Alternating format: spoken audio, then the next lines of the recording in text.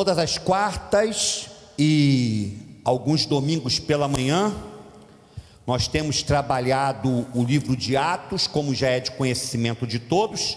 Hoje eu quero fechar o capítulo 27 e estaremos agora, já no domingo próximo, pela manhã, na nossa escola bíblica dominical, entrando no capítulo 28 de Atos, se o Senhor nos permitir. E o meu tema para hoje é o seguinte: homem de Deus. Tem homem de Deus aqui? Tem homem de Deus aqui? Mulher de Deus. Tem mulher de Deus aqui? Amém? Homem de Deus, mulher de Deus, levante-se em meio ao caos. Homem de Deus, mulher de Deus, levante-se em meio ao caos.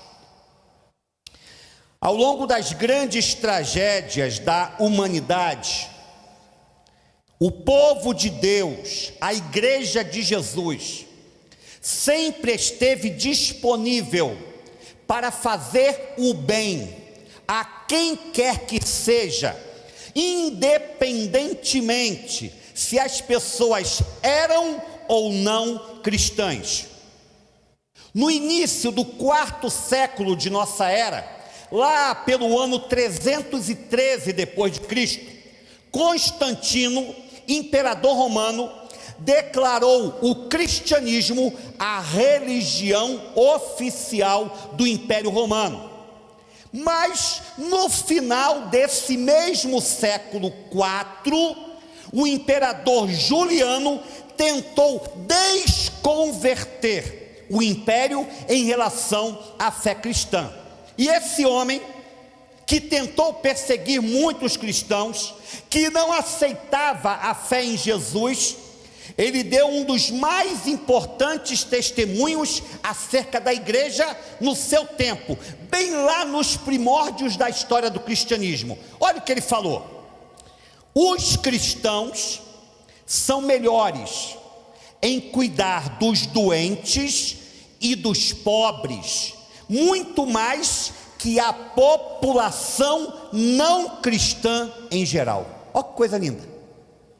Um homem que perseguia a fé, ele foi obrigado a reconhecer: os cristãos são melhores em cuidar dos doentes e dos pobres, muito mais do que a população não cristã em geral.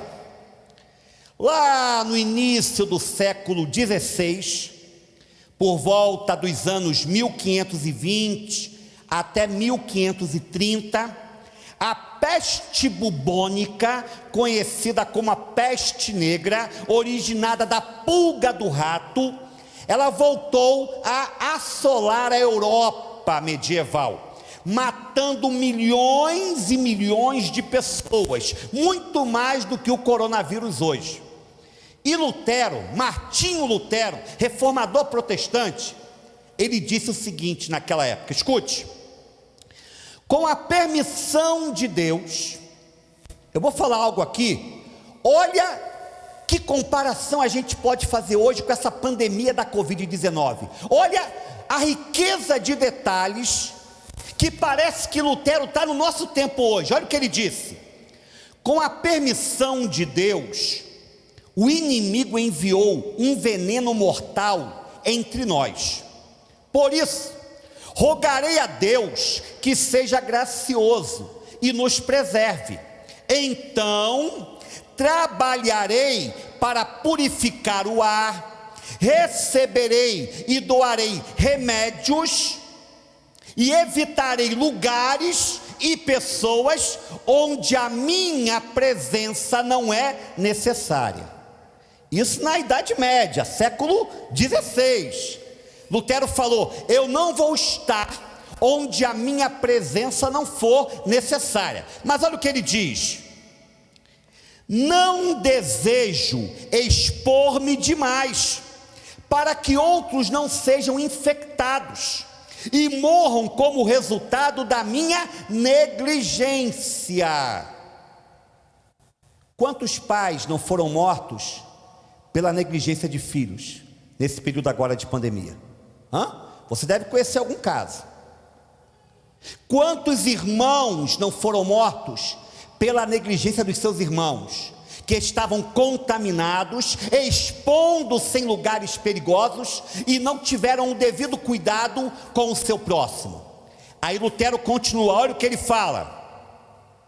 Mas, olha o que ele diz, irmãos: se o meu próximo precisar de mim, não permanecerei afastado, mas irei de boa vontade visitá-lo e ajudá-lo. Que coisa linda! Parece o tempo de hoje. Quantos irmãos, gente que trabalha no campo médico, no campo da enfermagem, quantos voluntários na ação social têm aberto mão da sua própria segurança para cuidar dos necessitados. É interessante, irmãos, que na história da humanidade, nenhum outro grupo se preocupou tanto com o bem-estar coletivo das pessoas que nem conhecidas eram, como os cristãos se preocuparam. Essa história de levar donativo, de levar ajuda financeira, cuidado médico, isso não existia antigamente em grupo nenhum, em sociedade nenhuma. Era cada um por si e os deuses por todos. Foi na igreja de Jesus, foi no meio do povo de Deus que começou esse cuidado com o pobre, com o doente, com a pessoa que era oprimida e daí por diante. Lutero é um exemplo vivo. Ele levou tão a sério a sua palavra que ele transformou a sua casa num hospital para receber os infectados pela praga. Enquanto muitos líderes, enquanto muitos pastores fugiram para o interior, para a zona rural, para não serem infectados pelo vírus da pulga do rato, Lutero continuou na linha de frente, sendo um pastor pregador e prático naquilo que ele falava, naquilo que ele anunciava. Algumas das maiores universidades, falei sobre isso domingo passado, algumas das maiores universidades e hospitais existentes até hoje nos Estados Unidos da América, na Europa, foram iniciativas de cristãos que queriam fazer diferença em seu tempo. Sempre que o mundo precisou, os cristãos estavam disponíveis para servir de suporte em meio às crises, para renovar as forças de quem já se considerava completamente perdido, sem esperanças. Pois bem, voltando à nossa narrativa de Atos, para a gente poder se encaixar no contexto, Paulo está numa situação caótica, turbulenta, complexa. Como nós sabemos, o navio que o estava levando a Roma, onde ele seria julgado por César, imperador, esse navio já estava há vários dias à deriva, prestes a afundar a qualquer momento. O quadro predominante entre as quase 300 pessoas no barco tinha cerca de 280 pessoas naquela embarcação. O quadro era de total falta de perspectiva, de total descrédito quanto à possibilidade de sobrevivência. Só para a gente poder recapitular, vamos lá. Último versículo que eu vi na última quarta, Atos 27, 20. Atos 27, 20. Só para a gente poder recapitular aqui, vamos lá? Olha o que diz: não aparecendo nem sol, nem estrelas, por muitos dias, e continuando a abater-se sobre nós grande tempestade, finalmente perdemos toda a esperança de salvamento. Quase 300 pessoas naquela embarcação, preparadas para a morte, não tendo qualquer esperança de salvação. É nesse contexto de falta de fé que o homem de Deus, Paulo, se levanta, se ergue, para mudar a disposição interior daqueles homens. E se nós pararmos para pensar, no momento do nosso mundo, em especial do nosso país, se nós pararmos para refletirmos um pouco no quadro hoje que nos aflige, com tantas pessoas queridas morrendo ao nosso redor, com tantas famílias afligidas por essa crise econômica opressora, nós estamos também hoje numa grande embarcação, num grande navio, aparentemente sem rumo, à deriva, prestes a naufragar, a qualquer instante, a qualquer momento. E a minha pergunta é: onde estão os homens e mulheres de Deus para esse tempo? E eu pergunto e respondo: eles estão aqui agora, nesse auditório.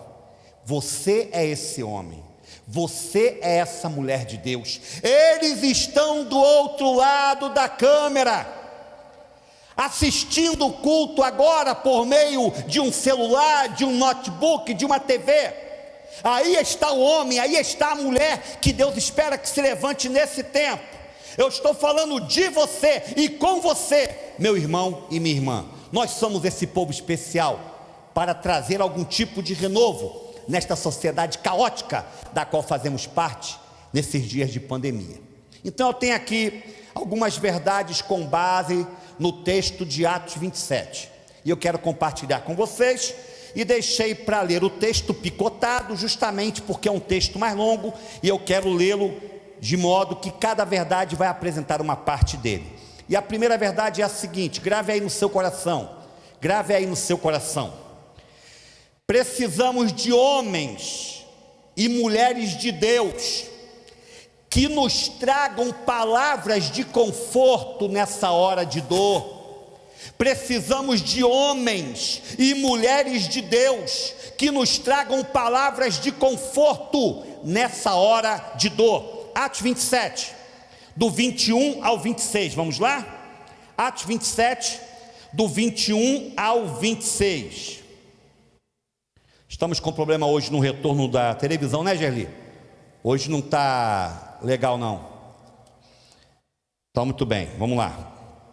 Atos 27, do 21 ao 26. Olha o que diz: visto que os homens tinham passado muito tempo sem comer, Paulo levantou-se diante deles e disse: os senhores deviam ter aceitado o meu conselho de não partir de Creta, pois assim teriam evitado este dano e prejuízo.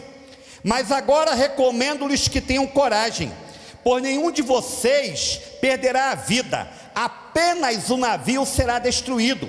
Pois ontem à noite apareceu-me um anjo de Deus, a quem pertenço e a quem adoro, dizendo-me: Paulo, não tenha medo, é preciso que você compareça perante César. Deus, por sua graça, deu-lhe a vida de todos os que estão navegando com você. Assim, tenham ânimo, senhores.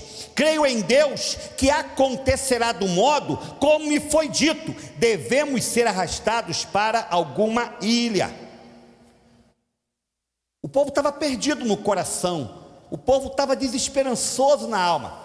E o que é que Paulo fala? Paulo diz assim: ei, vocês não me ouviram quando eu avisei lá em Bons Portos, na ilha de Creta, que era para a gente parar. Mas agora, por favor, ouçam-me. Deus me visitou a noite passada. Esse Deus a quem eu adoro, esse Deus a quem eu sirvo, Ele mandou um anjo falar comigo que ninguém vai morrer. Nós perderemos o navio, isso já era, mas cada vida será poupada pelo seu milagre. Irmãos, eu posso pensar que aquelas palavras, no meio daquela multidão desesperada, quase 300 homens, aquelas palavras de Paulo devem ter descido como bálsamo de alento sobre as suas cabeças. Aquelas palavras de Paulo devem ter renovado o ânimo de suas almas, porque eles não tinham qualquer expectativa de que poderiam sair daquela situação horripilante. Quais são as nossas palavras hoje? Nós estamos emitindo palavras que acabam por ampliar o caos que muita gente tem vivido.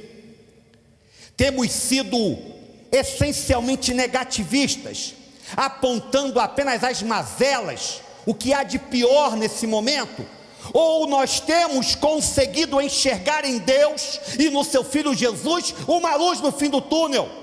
Nós temos conseguido aplicar o poder da palavra para as situações desesperadoras de alma que muita gente tem enfrentado. Qual tem sido essencialmente a nossa declaração profética hoje? Eu acho interessante aqui uma coisa.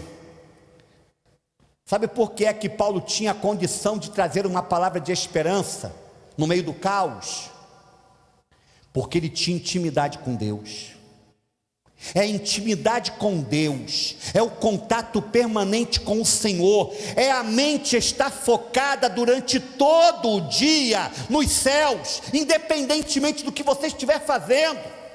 É essa mente direcionada para o trono da graça de Deus que faz toda a diferença no conteúdo de nossas palavras. Olha o que Paulo diz, interessante isso aqui, versos 23 e 24. Pois ontem à noite apareceu-me um anjo do Deus a quem pertence.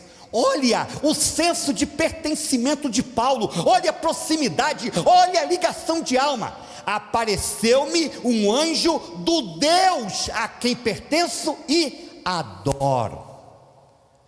Adoro quer dizer sirvo, me prostro, me quebranto. E ele diz mais, dizendo-me: Paulo, chamando pelo nome, como quem tem intimidade. Paulo, não tenha medo, é preciso que você compareça perante César. Deus, por sua graça, deu-lhe a vida de todos os que estão navegando com você. Tem um texto maravilhoso que eu quero que você marque na sua Bíblia. Vamos lá, Amós capítulo 3, Amós capítulo 3, verso 7, olha que texto lindo esse, Amós capítulo 3, verso 7, olha o que ele diz: certamente o Senhor, o soberano, não faz coisa alguma sem revelar o seu plano a quem? Aos seus servos. E quem são esses servos? Os profetas. A questão é: quem é o profeta de Deus hoje? Quem é o profeta de Deus hoje? A palavra profeta significa mensageiro, aquele que tem uma mensagem de Deus para anunciar à humanidade. E eu pergunto a vocês, por favor,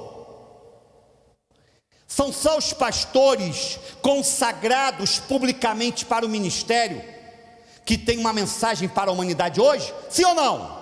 Não, irmãos.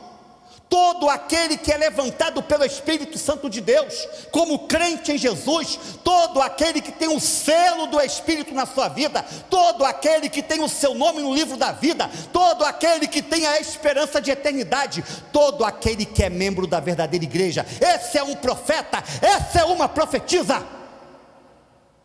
Portanto, você que está em casa, você pode até não achar que isso seja correto ou adequado para você que se acha tão pecador, mas eu quero dizer que se você é de Jesus, você é um profeta de Deus, você é uma profetisa do Senhor. Então Deus tem segredos e mistérios para compartilhar com você, a fim de que você leve uma palavra de esperança, de conforto, de consolo a quem de fato está sofrendo nesse momento. Homem de Deus, mulher de Deus, levante-se com uma palavra profética de bênção para aliviar o peso e a dor de quem está desejando a morte. Inclusive há muitos que estão desejando a morte, tamanho suplício que estão enfrentando com os seus familiares. Estava lendo hoje, num site, que uma única família perdeu o quinto irmão em 40 dias. Tem ideia do que é isso? Uma única família perdeu o quinto irmão em 40 dias. Não é muito diferente do que eu estou presenciando lá, entre as minhas ex-ovelhas do Rio. Já falei com vocês aqui, o querido casal pastor Rodrigo e Vanessa. Vanessa perde irmão Rui e perde irmã Lourdes, seu papai e sua mamãe. E o seu marido está agora com o seu papai, querido Joel, entubado, fazendo hemodiálise no hospital. Já pensou que tragédia? Ah, pastor, Deus está no controle. Ah, pastor, Deus é soberano. É fácil falar isso quando não é você que sente a dor. Claro que Deus é soberano, claro que Ele está no comando. Mas há coisas que nos ferem, irmãos. Há coisas que nos machucam a alma. Há coisas que nos angustiam. E nós não podemos renegar estes sentimentos, jogá-los para debaixo do tapete, porque nós não fomos criados para a morte, nós fomos criados para a vida abundante com Deus. Então, repito, precisamos de homens e mulheres de Deus que tragam palavras de consolo nessa hora de dor. Você quer ser essa pessoa? Amém? Amém? Segunda verdade. Precisamos de homens e mulheres de Deus que tenham uma palavra de orientação. Antes eu falei em que tipo de palavra? A palavra de consolo. Agora eu mudei. Precisamos de homens e mulheres de Deus que tenham uma palavra de orientação nessa hora de incerteza. Vamos lá? Atos 27, do 27 ao 32. Na 14ª noite, ainda estávamos sendo levados de um lado para outro no mar Adriático, quando por volta da meia-noite, os marinheiros imaginaram que estávamos próximos da terra. Lançando a sonda, verificaram que a profundidade era de 37 metros. Pouco tempo depois, lançaram novamente a sonda e encontraram 27 metros, ou seja, estava se aproximando da terra firme. Temendo que fôssemos jogados contra as pedras, já que o navio estava à deriva, não tinha comando nele, lançaram 4 âncoras da popa e faziam preces para que amanhecesse o dia, tentando, se liga nisso, tentando escapar do navio. Os marinheiros baixaram o barco salva-vidas ao mar, a pretexto de lançar âncoras da proa. Então Paulo disse ao centurião e aos soldados, ao líder, ao comandante que estava no navio: se estes homens não ficarem no navio, que homens? A tripulação, a responsável pelo comando do navio. Se estes homens não ficarem no navio, vocês não poderão salvar-se. Com isso, os soldados cortaram as cordas que prendiam o barco salva-vidas e o deixaram cair. Você entendeu aqui a passagem? A tripulação, com medo do navio ser jogado num recife, num conjunto de pedras e afundar de vez com eles, eles baixaram o barco salva-vidas e tentaram pular para cima dele. Só que Paulo disse: ei, comandante, olha o que está acontecendo. Esses homens é que têm a experiência com a embarcação. Nós já estamos em grande perigo. Se eles saírem do barco, aí acabou para a gente, ninguém vai se salvar. Rapidamente os soldados foram e cortaram com a espada as cordas, e o barco caiu no mar e se perdeu, e ninguém pôde fugir por ele. Interessante, né? Paulo, numa hora de dúvida, numa hora de temor, ele se levanta já tinha dado uma palavra de consolo, agora ele dá uma palavra de orientação. Acordem, nós vamos todos morrer se vocês deixarem a tripulação fugir. Eu fico pensando, irmãos, em quantos crentes sem sabedoria no tempo presente, passando adiante fake news, que só fazem aumentar o desespero do povo. Eu fico olhando no grupo dos pastores, como tem líder irresponsável, sem sabedoria, pegando qualquer notícia alvissareira, qualquer notícia que agita os corações, mentira produzida para deixar o povo em polvorosa. E eles passam adiante as mensagens desesperadoras e angustiantes sobre a vacina ter matado um aqui, outro lá e acolá, e não poder ser tomada para se preservar a vida, que a vacina é uma marca do anticristo, e tanta bobajada por aí adiante. Uma coisa importante de se dizer: eu estava conversando com um futuro médico, no início do século 20, quando as primeiras vacinas foram inventadas, a vacina para tuberculose e outras enfermidades mais, nós tínhamos um conhecimento técnico muito limitado. A coisa era fruto de uma experimentação que tinha que ser comprovada de fato com muito mais tempo. Mas hoje mudou tudo, irmãos. Nós temos em laboratório condições de repetirmos operações que demorariam anos. Perceba o que aconteceu. Quando se correu atrás para se produzir a vacina, vários países conseguiram encontrar uma resposta: Índia, China, Rússia, Estados Unidos, Inglaterra. Quer dizer que hoje o conhecimento é outro. A tecnologia nos dispõe de meios para de fato confiarmos na ciência, ainda que, é claro, tem as exceções. Eu estava ouvindo hoje que a AstraZeneca, que é a vacina que está sendo ministrada aqui em Teixeira, ela tem produzido reações em algumas grávidas, mas é uma em 100 mil, é uma em 50 mil e até mais. Então a gente não deve se desesperar e começar a passar adiante coisas que só irão gerar descrédito naquilo que de fato Deus quer agir e operar no meio do povo, porque Deus usa ciência. Se existe ciência, é porque Deus deu inteligência ao ser humano para poder fazer coisas mirabolantes, fora de série, impensáveis até poucos anos atrás.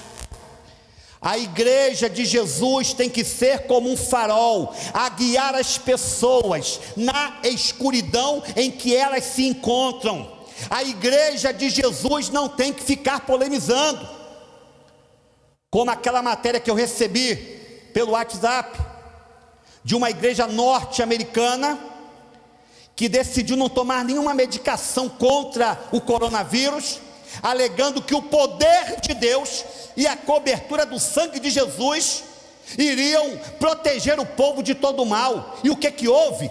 A igreja quase toda foi devastada pela pandemia. Aquele líder vai prestar contas a Deus. Agora, por outro lado, olha que interessante, você sabia que no meio dessa confusão toda, as igrejas sérias, que trataram do modo correto em relação à pandemia, igrejas que não recuaram, mas tiveram sabedoria para poder entrar nas várias lacunas, nos vários espaços abertos que foram deixados, você sabia que houve crescimento nessas igrejas? Olha o que está acontecendo em nossa igreja hoje. Você já reparou como é que está o domingo à noite? Eu não conheço mais o povo que frequenta a igreja. Quem já reparou nisso? Você não conhece mais o povo que frequenta a igreja. É um monte de gente nova, evangélica ou não, vindo para o nosso meio. E eu percebi que muito crente velho de guerra sumiu, desapareceu. Tem gente que eu não vejo há mais de um ano. mas estão nos encontros privativos das famílias, estão fazendo passeios, estão indo na feira comprar, trabalhando normalmente, lidando com gente estranha, mas não vem à igreja. Eu disse algo para vocês no início da pandemia, e eu quero reiterar. Essa pandemia, ela está sendo um divisor de águas entre o verdadeiro povo e o falso povo. Estou dizendo aqui uma coisa muito séria, hein? Eu sei que muita gente vai me picar o pau depois do que eu estou falando aqui, mas não estou preocupado com isso não. E eu não estou falando, irmão, de frequência de igreja não. Entendo o que eu estou te dizendo. Tem irmãos amados e queridos que não têm vindo à igreja, mas têm se comunicado sempre conosco, continuam ofertando, dizimando, participando de cada celebração, na quarta, no domingo, sempre nos dando um feedback, um retorno, porque são da zona de risco e estão temerosos. É um direito de cada um, a gente compreende e entende, e não queremos aqui ninguém por forçação. Mas tem muita gente boa que se desacostumou com a igreja física, a igreja multidão, a igreja pessoa. Eu vou falar sobre isso domingo à noite, vou tratar sobre isso domingo à noite. Então é para acordar. Nesse momento então, irmãos, Deus levanta Paulo com autoridade espiritual, e Paulo dá o seu recado. Paulo orienta aqueles líderes romanos sobre o que deveria ser feito para que a situação não ficasse pior. E eu entendo que o grande problema da igreja fechada é que o povo carece hoje de iluminação, de orientação espiritual. E quando a igreja está fechada, isso não é possível de acontecer na sua plenitude, porque poucos são os que têm a maturidade de participarem dos cultos virtuais frequentemente, e alguns nem acesso têm,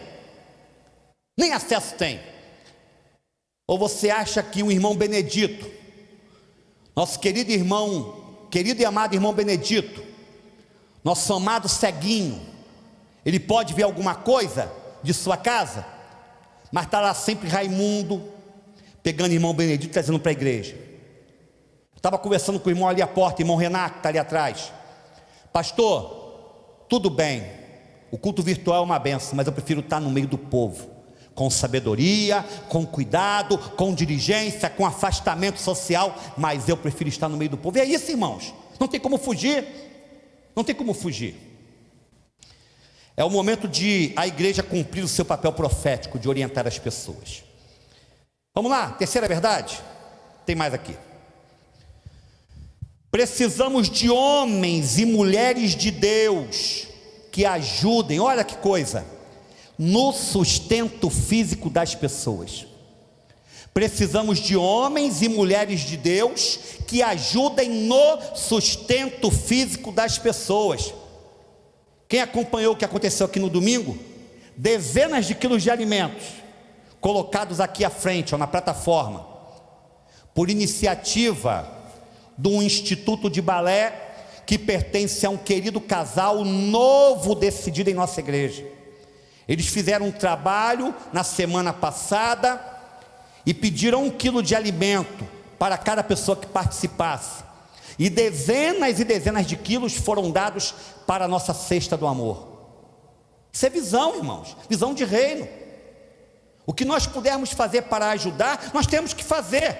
Vamos lá, para a palavra, Atos 27, do 33 ao 38, olha o que diz. Pouco antes do amanhecer, Paulo insistia que todos se alimentassem, dizendo: hoje faz 14 dias que vocês têm estado em vigília constante, sem nada comer. Agora eu os aconselho a comerem algo, pois só assim poderão sobreviver. Nenhum de vocês perderá um fio de cabelo sequer. Tendo dito isso, tomou o pão e deu graças a Deus diante de todos. Então partiu e começou a comer. Todos ali se reanimaram e também comeram algo. Estavam a bordo 276 pessoas. Depois de terem comido até ficarem satisfeitos, aliviaram o peso do navio, atirando todo o trigo ao mar. Teve uma ceia do Senhor naquele barco. E o pior, uma ceia do Senhor com um monte de pagão incrédulo. Vai lá entender isso. Paulo sabia que se não comessem, eles não resistiriam aos esforços que ainda viriam pela frente. Eles iam ter que nadar, a maioria até chegar na costa mais próxima. Teriam que ter força para se agarrar em algum destroço do navio. Ainda iam enfrentar muito problema. E aí eu penso na igreja hoje, irmãos. Irmãos, é tempo de pregar Jesus, amém? É tempo de dar o pão espiritual, amém?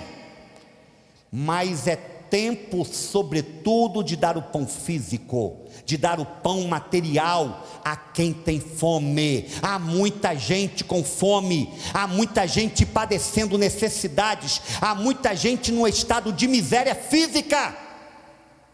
As coisas se complicaram. A nossa igreja é muito privilegiada, irmãos. A nossa igreja é muito privilegiada, porque a gente pode contar nos dedos as pessoas que enfrentaram dificuldades no meio de nossa congregação. Glória a Deus por isso. Glória a Deus. Nós mais tivemos para dar do que necessidade de receber. Nós mais tivemos para compartilhar do que a necessidade de ganhar. E quem precisou ganhar não tem que se envergonhar por isso, não tem que se apequenar por isso, porque é uma circunstância, é um momento, mas você vai ter futuramente para abençoar também, como você foi abençoada. É hora de a igreja mais do que nunca demonstrar o que significa a missão integral na prática. Essa tão incompreendida missão integral, que muita gente pensa que é coisa de esquerda, é coisa de PT, mas se assim o fosse, então todo o povo de Israel era petista. Porque lá no Velho Testamento, a gente já aprendeu aqui pela manhã, lá no Velho Testamento, na maioria dos livros bíblicos é enfatizada a atenção que se deve dar para 4 grupos especiais. São os chamados grupos da misericórdia. Quem é que lembra? O pobre. Quem é que lembra outro grupo? A viúva. Terceiro, o órfão. E quarto, o estrangeiro. Muito bem, pastor, muito bem. O pobre, a viúva, o órfão e o estrangeiro, o quarteto da misericórdia. Vários são os profetas que se levantam para dizer que esse era o pecado do povo. Já preguei aqui também sobre isso. A gente acha que o pecado de Sodoma e Gomorra foi, acima de tudo, a homossexualidade, porque a gente se prende naquela experiência de Ló, que oferece as suas filhas para aquele grupo de arruaceiros, baderneiros, poderem ter relações com elas, e assim não viessem ter contato com os anjos, porque eles queriam sexualmente os anjos, não sabendo que eram anjos, claro. Aí a gente pensa que esse foi o pecado de Sodoma e Gomorra, mas quando a gente vai para Isaías, o profeta Isaías vai dizer lá qual foi o pecado daquele povo. Sabe qual foi? Não ter feito justiça social. Já preguei aqui, se você puder, depois vai lá no YouTube e procura a mensagem que tem por título O Pecado de Sodoma e o Coronavírus. O pecado de Sodoma e o coronavírus, lá na minha página no YouTube, você vai entender isso melhor. Então a gente tem que mudar, irmãos, a nossa visão, a nossa maneira de olhar para o ser humano. Nós temos que olhar para as pessoas e enxergar nelas uma realidade que vai além da palavra. A palavra é o básico, a palavra é o essencial, mas há necessidades que devem ser satisfeitas no campo físico e material. É por isso que tem um grupo toda manhã aqui, aos trancos e barrancos, fazendo comida, uma comida cheirosa, né, Jocélia? Que dá vontade até de comer aquela comida, irmão. Já comi já, 2 vezes já, quando saí daqui. Não é aquela Cíntia? Você sabe disso, você que me serviu. Que comida boa, irmãos. Mas para alimentar quem? o pessoal em situação de rua. Tem que se preocupar com essa questão. Última verdade, tá? Me perdoem que hoje vai ter gente que vai ser presa, hein? Meu irmão, se você está com algum problema aí na sua ficha criminal, vai para casa logo, por favor. Que você pode ser revistado no meio da rua, porque vai chegar já quase 9 horas, hein? Mas não tem jogo do Flamengo hoje, irmão Adilson. Flamengo jogou ontem, Levi. Então hoje está liberado, está tranquilo, certo? Ok, Guilherme? Vamos lá, última verdade. Última verdade. Precisamos de homens e mulheres que sejam simpáticos às pessoas. Precisamos de homens e mulheres que sejam simpáticos às pessoas. Atos 27, 39 ao 45. Vamos lá para terminar? Fechar aqui. 39 ao 44, perdão. Quando amanheceu, não reconheceram a terra, mas viram uma enseada com uma praia, para onde decidiram conduzir o navio, se fosse possível. Cortando as âncoras, deixaram-nas no mar, desatando ao mesmo tempo as cordas que prendiam os lemes. Então, alçando a vela da proa ao vento, dirigiram-se para a praia. Mas o navio encalhou no banco de areia, onde tocou o fundo. A proa encravou-se e ficou imóvel, e a polpa foi quebrada pela violência das ondas. Olha que coisa terrível vai acontecer, olha que coisa terrível. Os soldados resolveram matar os presos, para impedir que algum deles fugisse, jogando-se ao mar. Por quê? Porque naquele tempo, o soldado respondia pela vida do prisioneiro com a sua própria vida. Se ele perdesse um prisioneiro, a vida que seria dada em troca era sua. Então o que eles pensaram? Agora esse povo vai fugir. Nós estamos próximos à costa, está mais fácil de nadar, o navio encalhou, quebrou, vai afundar, esse povo vai fugir e a gente vai ser morto. Então vamos matar todo mundo e guardar os defuntos dele o máximo possível, para a gente poder garantir a nossa vida. Aí olha o que aconteceu. Mas o centurião, qual era o nome do centurião, irmãos? Quem lembra aqui o nome do centurião? Qual era? Júlio. Que nome bonito, né? Tinha que ser Júlio, hein Silvana? Tinha que ser Júlio, que coisa linda, hein Danilo? Não era Danilo, era Júlio, olha que coisa linda. Mas o centurião Júlio, sou eu que estou falando aqui, não está na Bíblia aqui não, queria poupar a vida de Paulo, e os impediu de executar o plano.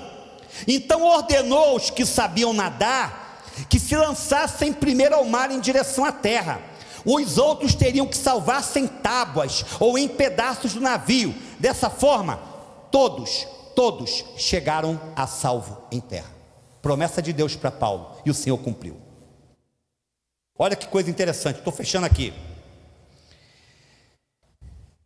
Paulo, porque foi amado, querido por aquele centurião de nome Júlio, ele impediu que os demais presos fossem mortos. Porque o que o centurião pensou? E não é porque ele era bonzinho não, viu? Ele era pagão, quero repetir isso aqui. Ele não temia Deus, ele não conhecia Jesus, ele ia matar todo mundo, mas ele teve compaixão por causa de quem? De Paulo. Esse cara não merece morrer, esse cara é gente boa, esse cara tem uma coisa nele de especial, ele não está aqui pagando por algo errado que ele fez, ele está sendo vítima de uma injustiça. Por causa de Paulo e da compaixão que aquele comandante teve, nenhuma outra pessoa foi morta naquele navio. Irmãos, prestem atenção no que eu vou te dizer aqui. Nós como igreja hoje, será que nós temos achado graça diante dos olhos dos outros a nosso favor? Eu estava conversando no último sábado agora com o pastor Anderson da primeira igreja aqui na cidade,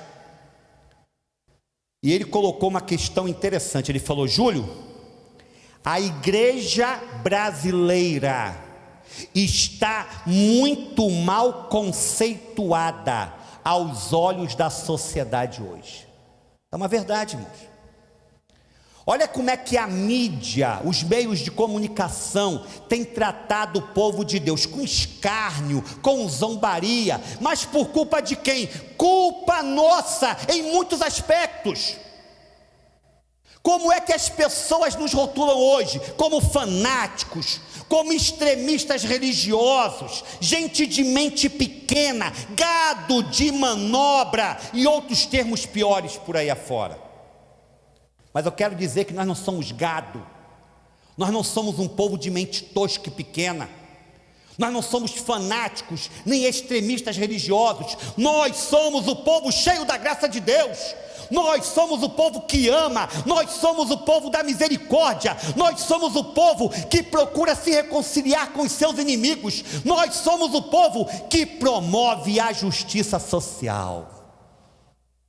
É assim que o povo de Deus tem que ser conhecido, irmãos.